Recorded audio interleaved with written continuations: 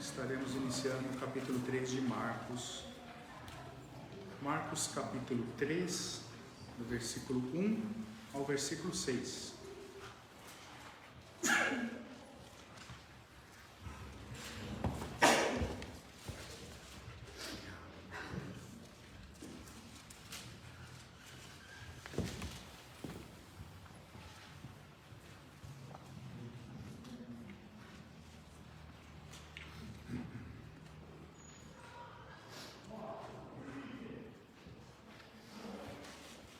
Versículo 1.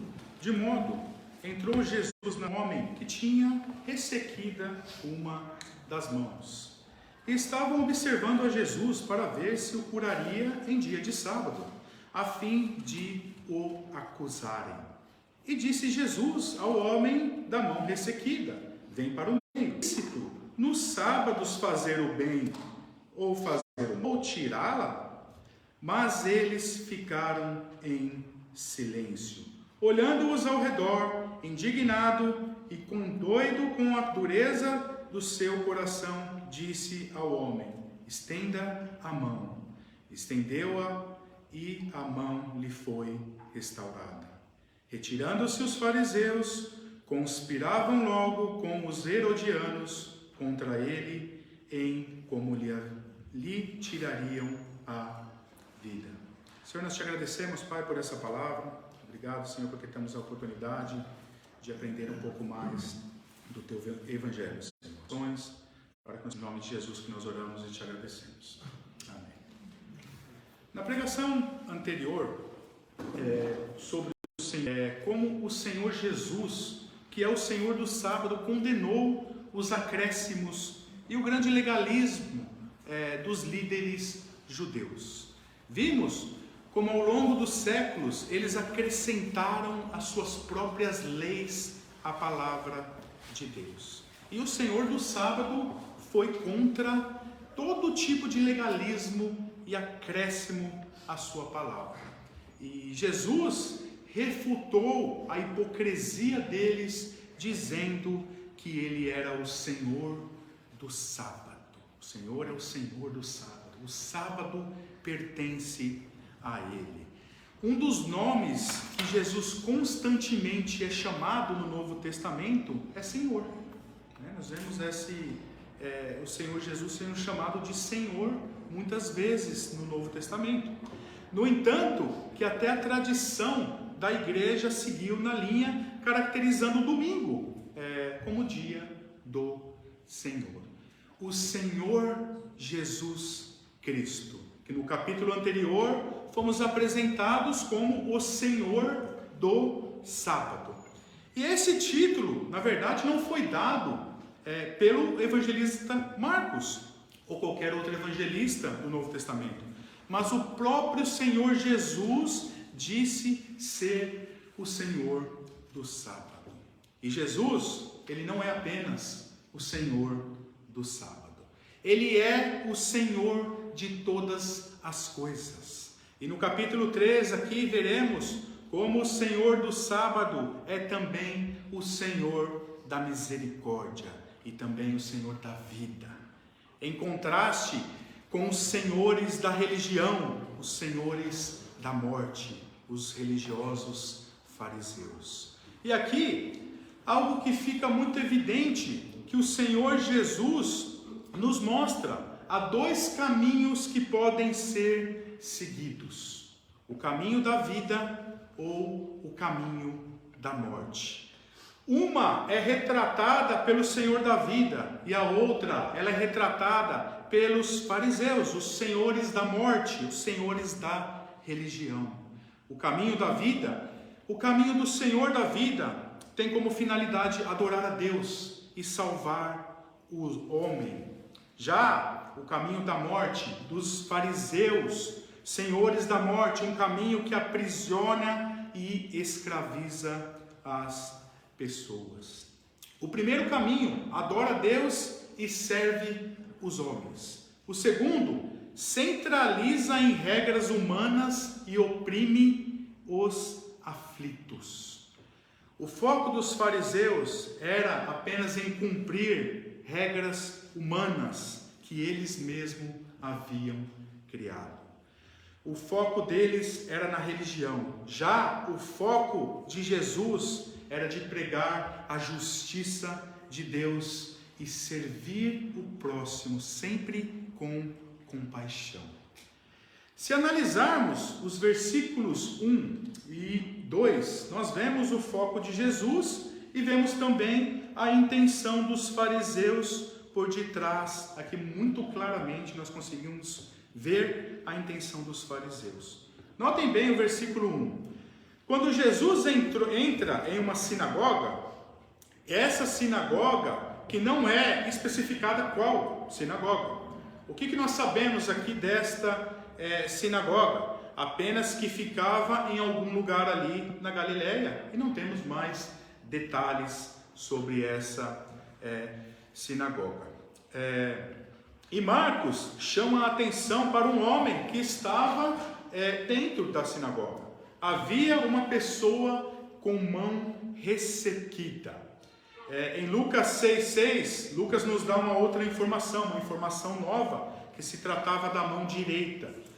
Não sabemos o que causou essa doença a esse homem, mas a palavra grega traduzida para ressequida, que é a palavra xeraino, é um termo que quer dizer literalmente seca. A mão dele estava seca.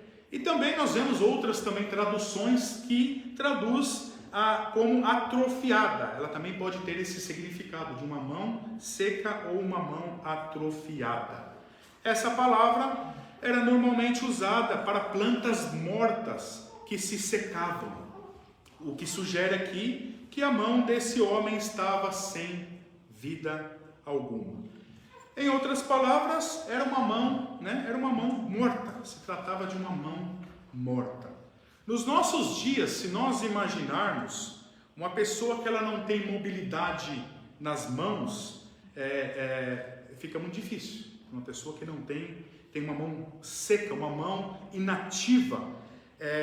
Naquela época, então, onde a maioria dos trabalhos envolvia força física, uma pessoa com a mão ressequida, uma mão morta, era uma pessoa que dificilmente seria empregada por alguém. Ou seja, o homem aqui em questão era um pobre coitado que provavelmente vivia da piedade de outras pessoas.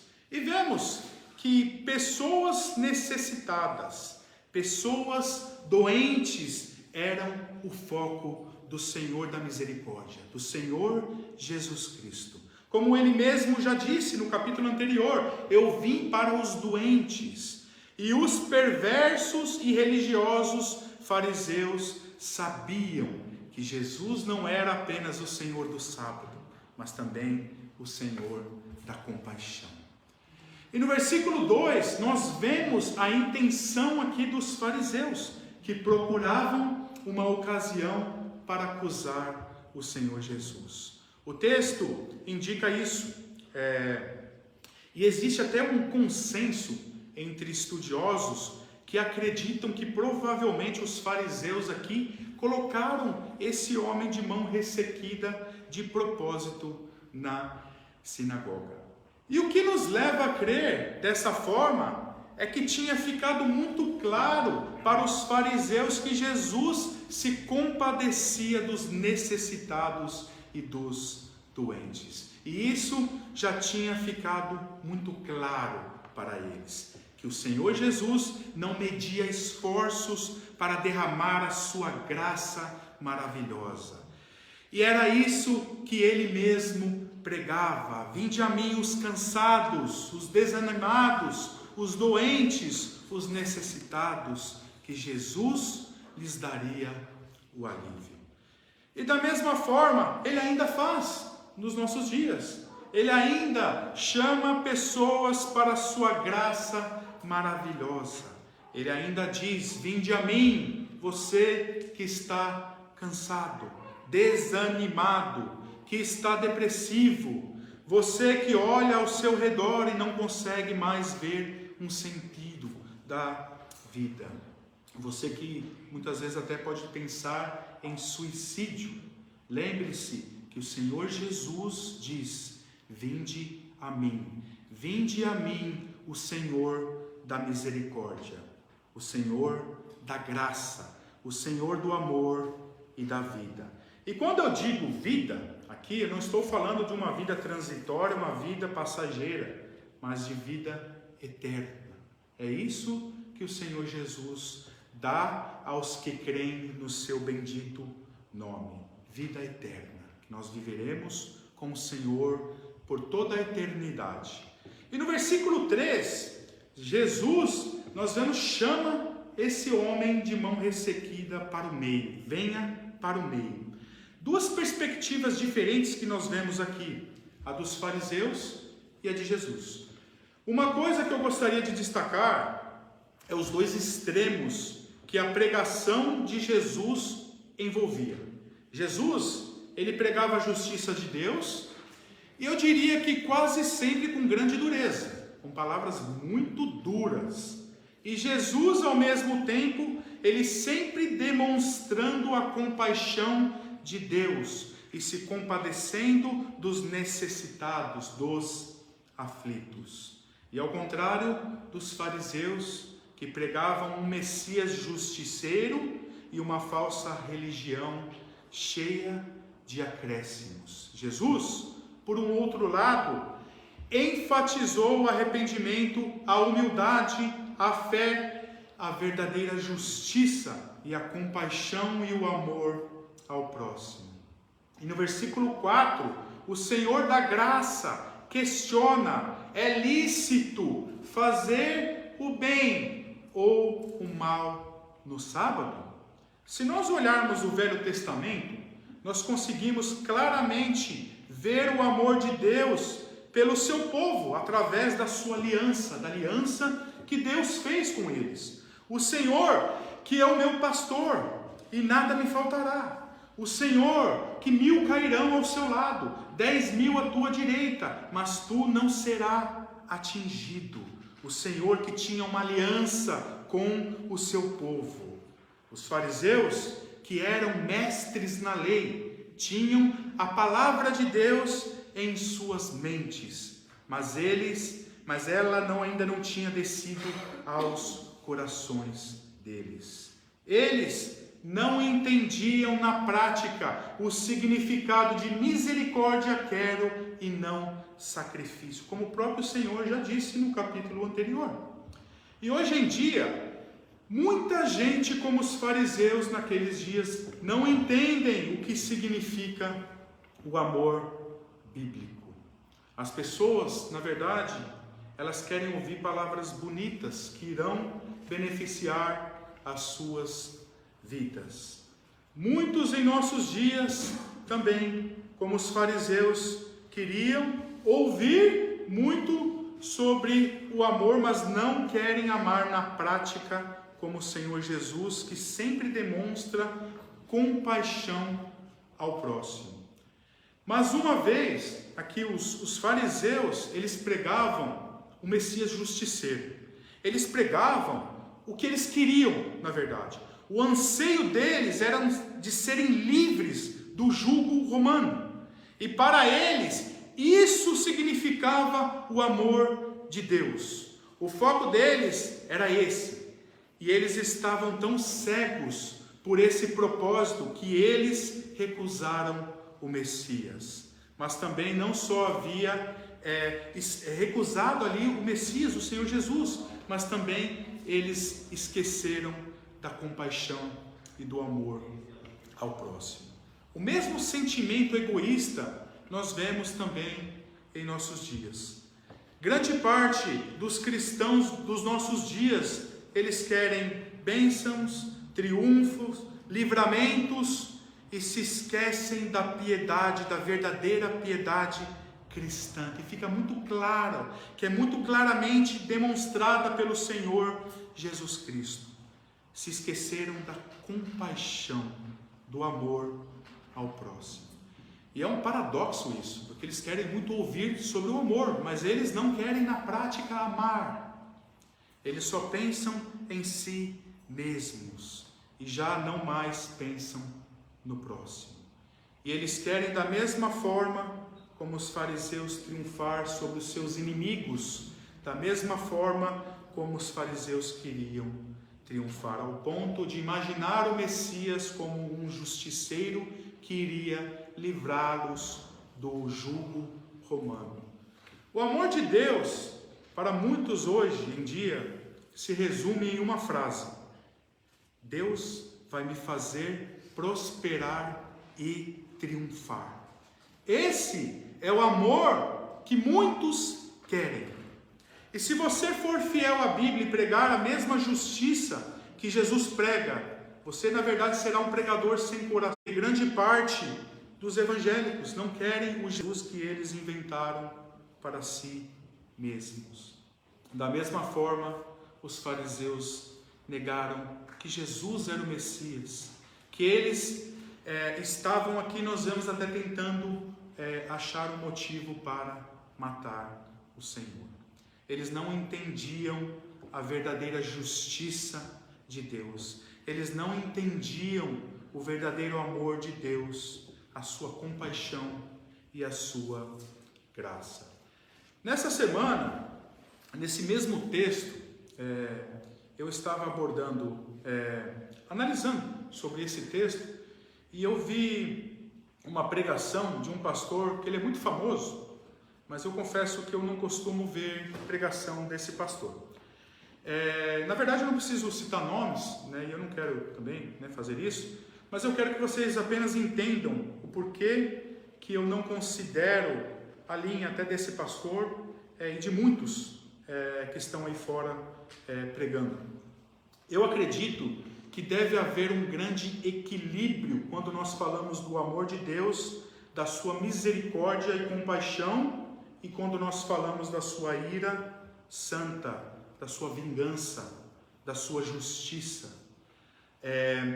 E isso é ensinado, na verdade, por todos os pastores bíblicos que são zelosos pela Bíblia, que o amor de Deus deve ser sempre pregado com a sua justiça, sempre juntinhos, nunca jamais separados. Esse é um grande desafio que todo pastor bíblico tem pela frente.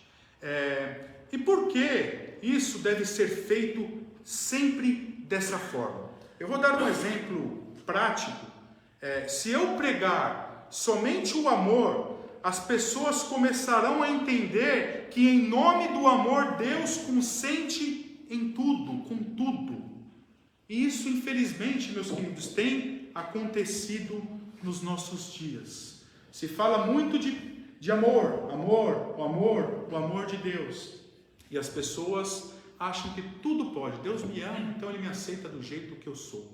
E tudo em nome do amor é válido. Então esse é o grande risco que existe em pregar somente o amor. Deve ter um equilíbrio entre o amor de Deus e a sua justiça. Devem ser pregados sempre juntos.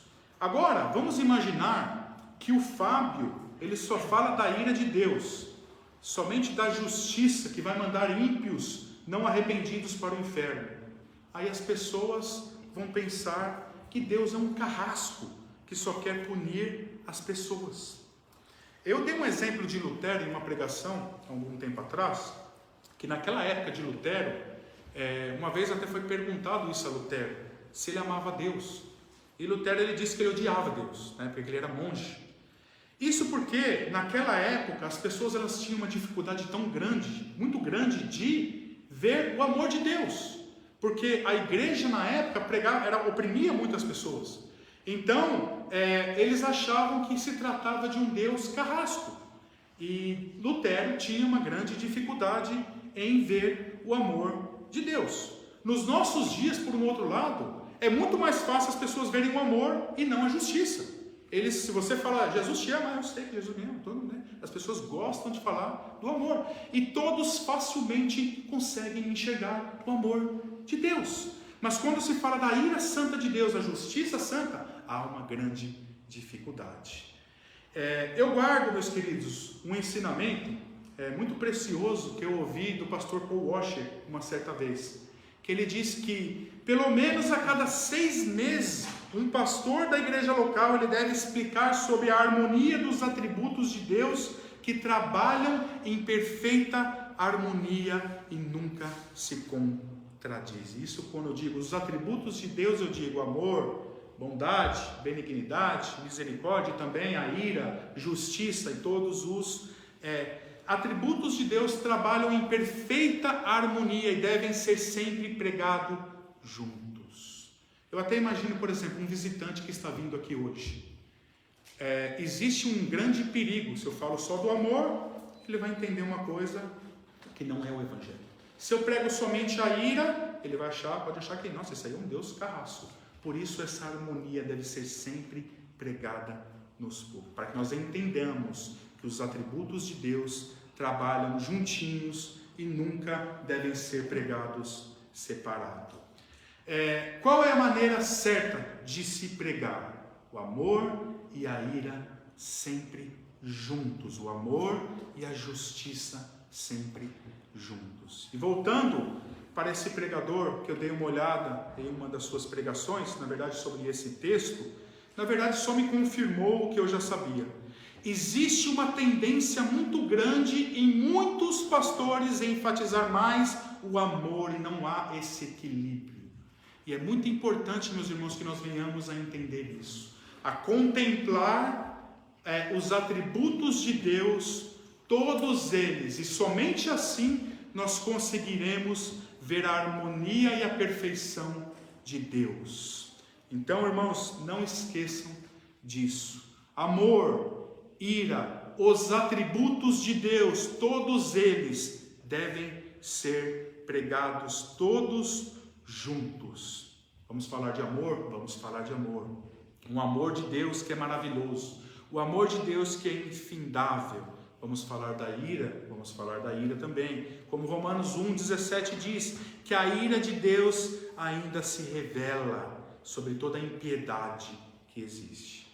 E é de extrema importância, meus queridos, que nós venhamos a entender a importância desse ensinamento. Isso porque, como eu disse, há um grande desajuste em grande parte dos púlpitos evangélicos. E eu diria até, meus queridos, inclusive em alguns púlpitos reformados.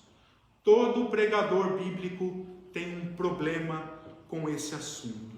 Isso porque dentro das igrejas, quando eu digo de igrejas reformadas, na verdade, existe sempre esses dois grupos. O grupo do amor.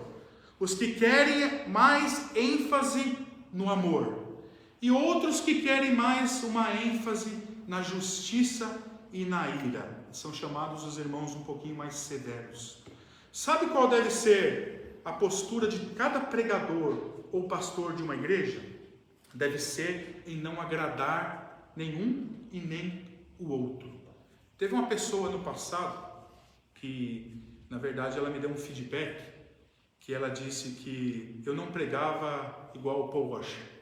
E aí eu perguntei, como que foi assim? E ela me abordou, ela disse que eu deveria dar mais pancadas nos bodes. Foi essa a palavra que a pessoa disse para mim. Eu deveria dar mais pancadas nos bodes, como o pastor Paul Washer, o Paul Washer, ele faz. Irmãos, o meu objetivo aqui não é dar pancada em ninguém. E também não é ficar focando no amor de uma forma melosa, para que as pessoas saiam daqui chorando e emocionadas. O papel de qualquer pregador é pregar a Bíblia com fidelidade, falando do amor infindável de Deus, que resgata os seus eleitos, e da sua terrível justiça, que mandará ímpios não arrependidos para o inferno. Isso deve ficar bem ciente para cada pessoa que vem assistir um culto, saber dessas duas realidades, e essas realidades devem ser pregadas juntas. Eu vou citar aqui, tem pessoas até que às vezes podem perguntar, mas tem pessoas que não conseguem ver o amor de Deus, por isso que elas acham que deve haver uma ênfase maior no amor.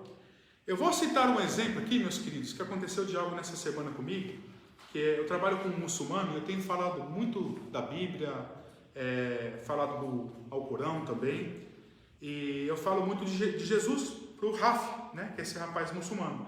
E ele chegou essa semana para mim dizendo que ele começou a ler a Bíblia. E eu falei, olha, que parte da Bíblia que você começou a ler? Ele disse, Romanos. Eu falei, puxa, logo Romanos, né? Que ele foi, né? Podia ter começado num Evangelho. E eu perguntei, o que você tem achado? Você tem lido já leu alguns capítulos, né? O que você tem achado? E ele me disse duas coisas. Primeiro, que ele não sabia que Jesus tinha vindo para os judeus. Eu falei, puxa, bom, né? Tá entendendo, né?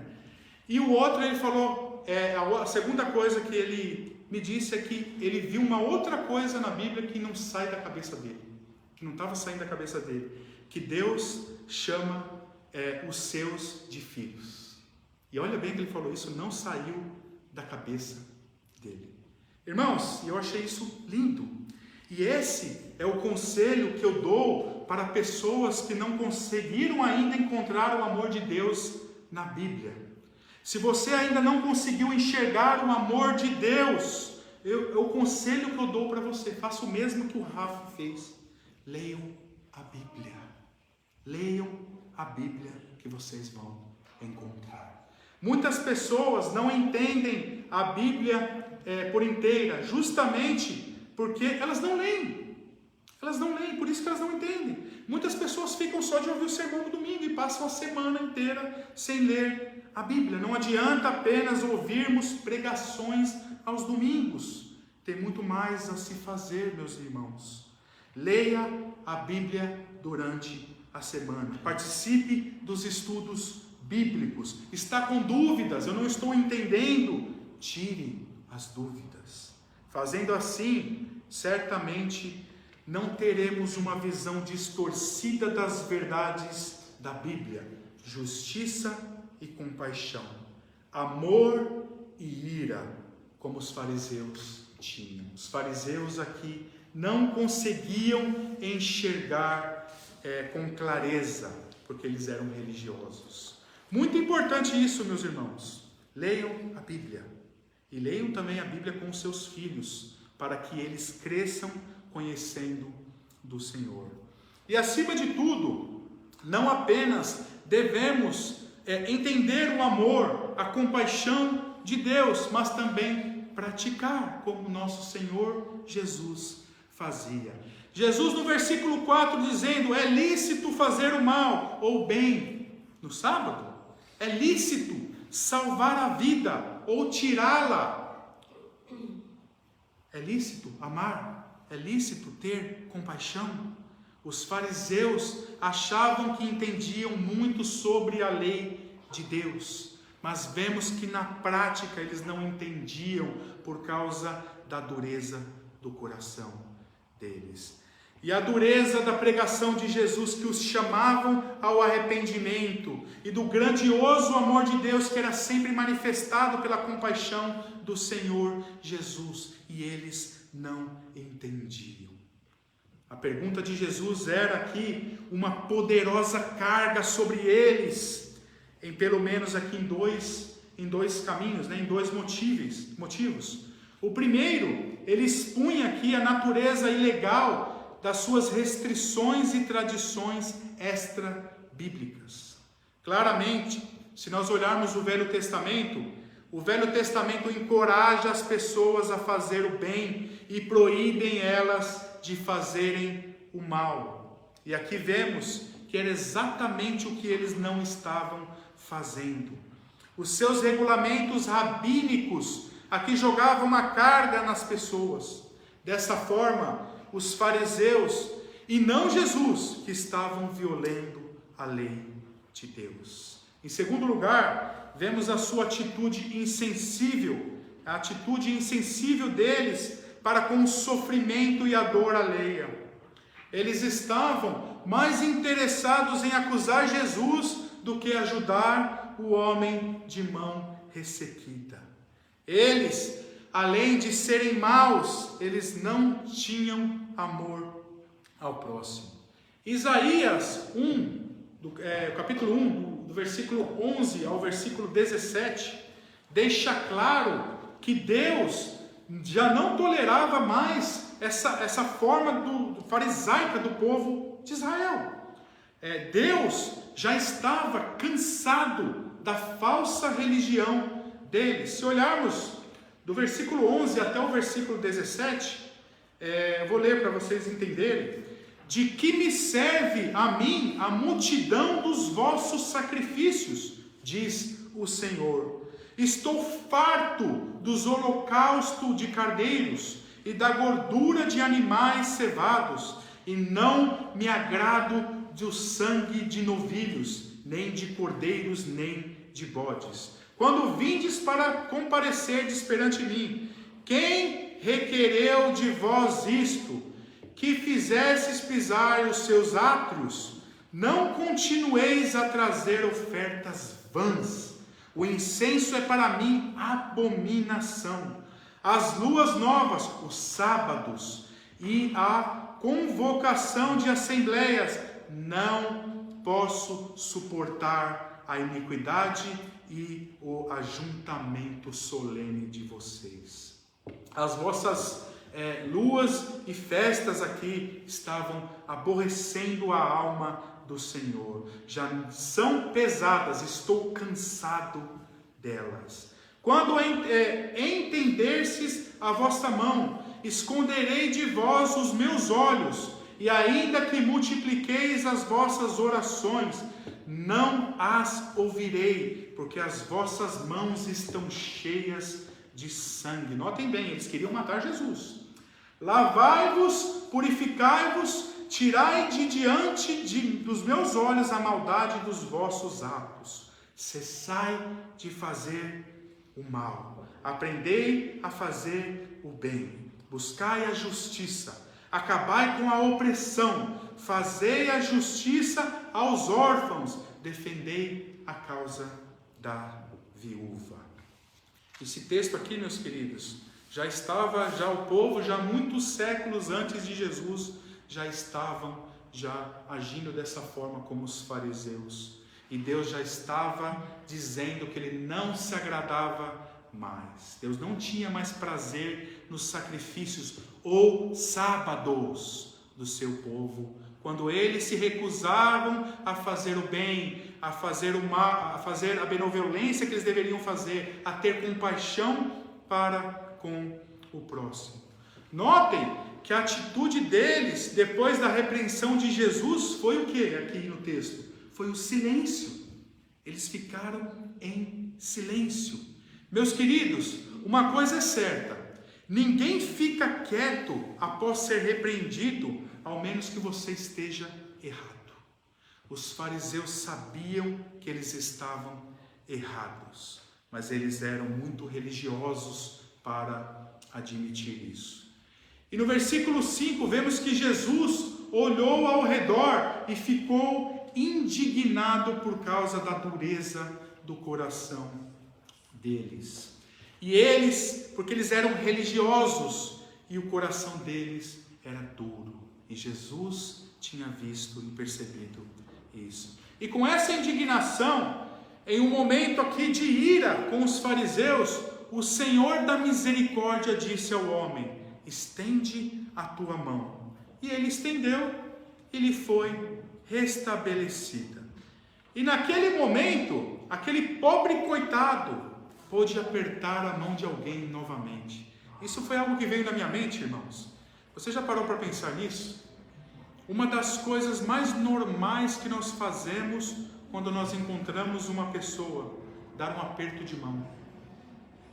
Aquele pobre homem não podia nem fazer isso, mas ele pôde, após encontrar com o Senhor da graça, o Senhor da compaixão, o Senhor da vida, o Senhor Jesus Cristo.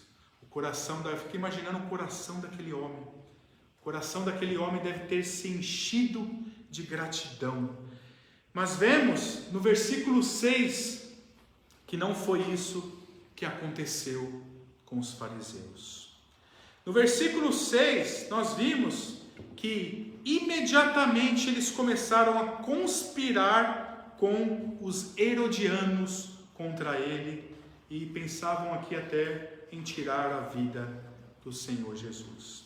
Às vezes eu me pergunto, nada poderia mudar o coração dos fariseus. Jesus, se nós olharmos, ele até ressuscitou mortos. Jesus mostrou que ele mostrou que ele tinha o poder sobre a vida, ressuscitando um morto. Jesus poderia fazer qualquer coisa, mas a religiosidade dos fariseus era tão grande e a sua raiva era tão grande que eles não se arrependiam dos pecados deles. Isso é o que a religiosidade faz. E o ponto deles aqui de aliviarem aqui o que aconteceu, meus irmãos, eles se aliaram aqui com pessoas totalmente improváveis. O texto cita aqui os herodianos. Os herodianos eram um grupo político e mundano, eles nem eram religiosos, que eles apoiavam ali a dinastia de Herodes, o Grande, e por extensão também, obviamente, Roma. Eles não eram religiosos, ao contrário dos fariseus, que eram religiosos. E algo interessante, os fariseus não gostavam deles. A grande verdade é que os fariseus, eles não gostavam de ninguém que não eram religiosos. Eles eram muito religiosos. Os fariseus, na verdade nós vemos, eles odiavam Jesus porque ele se opôs abertamente sobre o sistema hipócrita de retidão de obras deles. Os herodianos, na verdade, odiavam Jesus por causa da sua popularidade com um povo que estava crescendo cada vez mais e que era uma ameaça ali para o poder de Herodes e também de Roma. De acordo com Mateus 12:15, o Senhor Jesus sabia o que eles estavam tramando, mas Jesus, ciente disso, se retirou dali. Aqui, o caminho já estava sendo para a morte do Senhor Jesus Cristo. Mas enquanto o Senhor Jesus estando ali o seu ministério, ele nos mostrou a religião que nós devemos seguir, a religião da vida, a religião que nos leva à vida eterna. Ele nos mostrou que Deus não está interessado em religiosidade, mas na verdade, e isso na verdade nos afasta dele.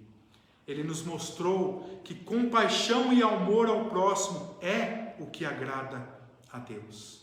Jesus nos mostrou a verdadeira religião, a religião que nos leva à vida. Não aqui uma religião farisaica que escraviza o homem e leva à morte. E o Senhor Jesus, o Senhor da vida, já sabia aqui da sua morte, mas ele sabia que ele triunfaria sobre a morte, pagando ali a penalidade que nós merecíamos. E ele ressuscitou dentre os mortos em vitória. Por causa do seu sacrifício na cruz, o Senhor Jesus oferece vida eterna a todos os que creem no seu nome. Vamos orar, meus queridos. Senhor, te agradecemos, Pai, pela tua palavra. Muito obrigado, Pai, que nós possamos cada dia mais entender, Senhor, sobre as motivações do Senhor Jesus. Por que ele fazia as coisas? Qual que era o intuito do nosso Mestre? Que nós possamos copiar, Pai. Que nós possamos aplicar esses ensinamentos para os nossos dias, Pai. E imitarmos as ações do nosso bom pastor, o nosso Senhor Jesus Cristo. Nos dê a graça, Senhor, que nós precisamos. Nos dê a graça, Senhor, para entender, Senhor, o que os fariseus, os religiosos, os que estudavam a lei, Senhor, os que deveriam entender, Senhor, mas não entendiam, Senhor. Ó Pai, que nós possamos ler a Tua palavra, Senhor, sempre com o coração aberto. Que nós possamos ouvir o Teu santo ensino, Pai, sempre com o coração aberto, para que nós não venhamos a ser cegos, Pai, pela religião, Pai. Que nós possamos seguir, Senhor, não a religião da morte, Senhor, a religião farisaica, Pai, mas que nós possamos seguir a religião da vida, a religião do nosso Senhor Jesus Cristo. É o que nós oramos e te agradecemos no nome santo de Jesus. Amém.